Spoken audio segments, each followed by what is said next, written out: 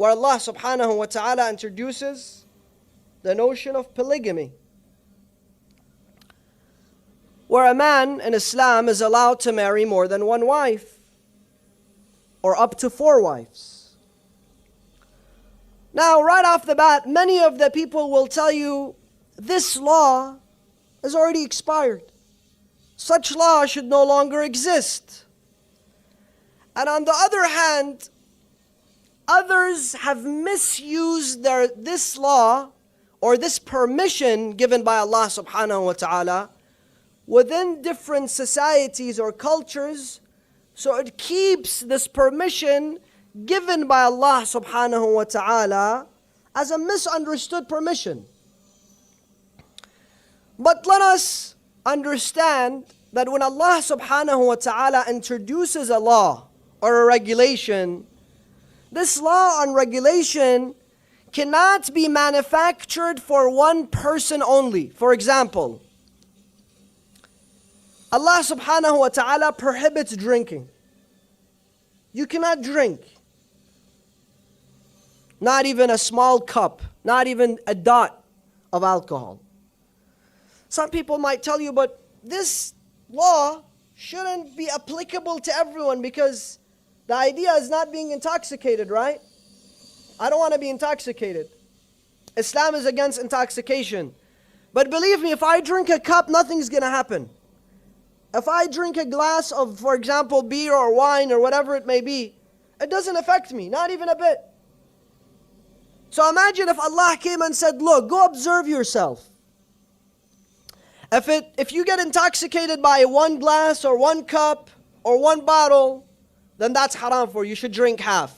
Others who don't get intoxicated so quickly, they can drink up to 2 cups, 1 bottle, whatever it may be. No. Islam is not going to make regulations and laws for one type of individuals. Islam, when it regulates or creates a law, it's for all societies at all times. All the residents of the earth, the entire population.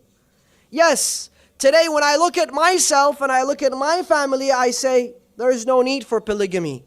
But what about, for example, a country like Iraq, where it has 1 million widows?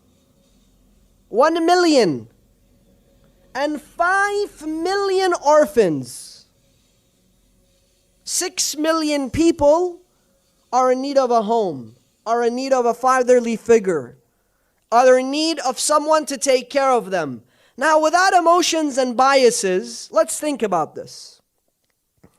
What's going to happen to all those women who do not have somebody to support them? Some of them can take care of themselves, some of them have fathers, some of them have uncles, some of them. But what about the majority of them who do not have anybody to take care of them? And what's going to happen to those children who live out in the street, who look at other children and they have parents, they have clothes, they have shoes, they have food, they have security, but they have nothing?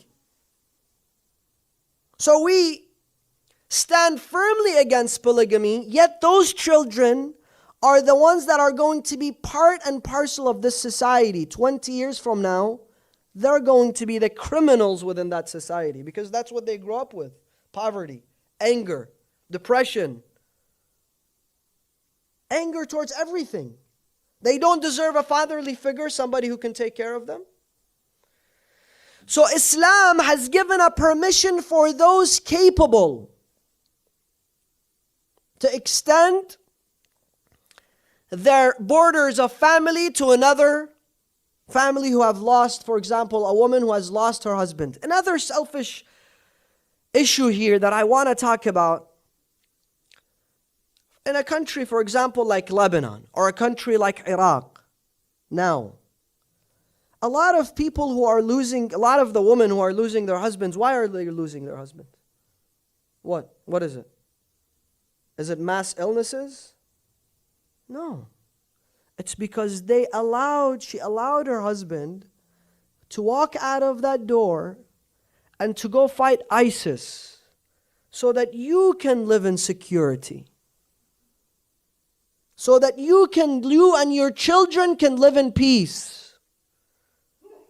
Same thing with a lot of the mothers and a lot of the wives in Lebanon during the war. While you held on to your husband and your son, some of those mothers, some of those wives were not so selfish. She said to him, I allow you to go. Defend this land. Defend our freedom. Defend our honor. Defend our dignity. Keep us as honorable human beings. وَلَقَدْ كَرَّمْنَا بَنِي آدَمَ. Or else, if ISIS were to come to your town, then every woman will be taken as captives and slaves. Then they'll be sold in the slavery market.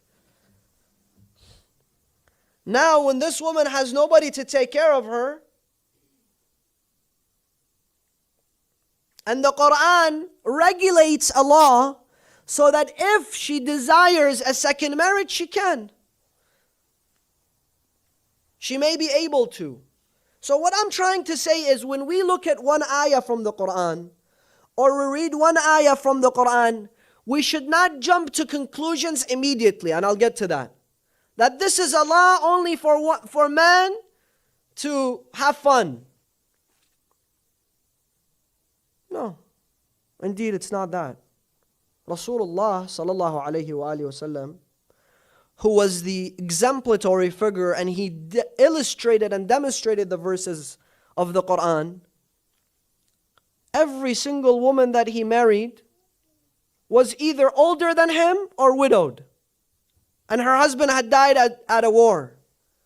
Rasulullah sallallahu alayhi wa sallam never married a woman because she was young and he was getting old.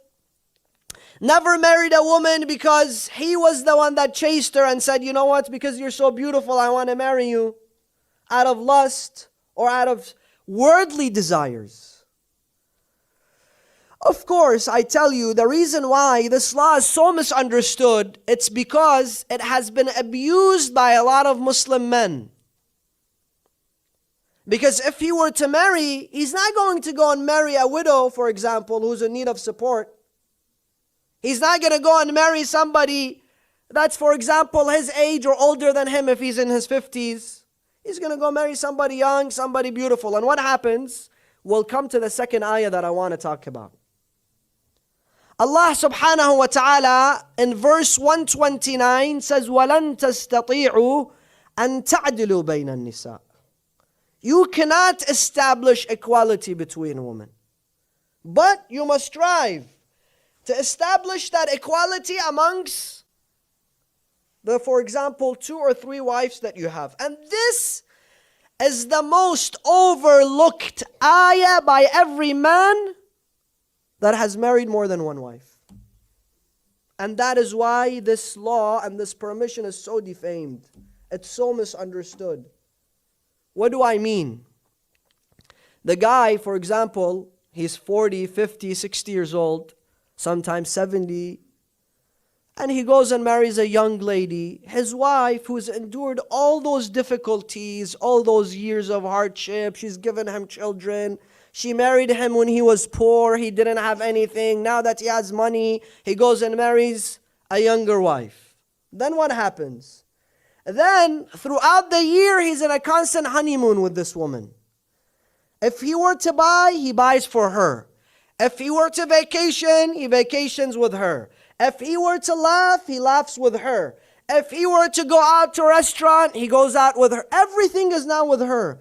And this poor woman who endured all those years, the pain and the misery and the difficulties, and giving birth and raising the children, is now forgotten. So people say, look at Islam, look at the injustice. This is not Islam. And this person is not implementing the laws of Islam. Allah subhanahu wa ta'ala will hold this man accountable just like any person who has done dhulm or injustice. And this is pure injustice.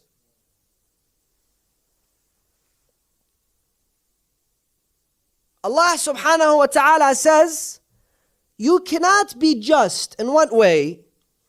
In a way that, listen, it's difficult. Sometimes you have 2 people who you're involved with. You may, through your heart, desire one over another, but make sure that is not shown.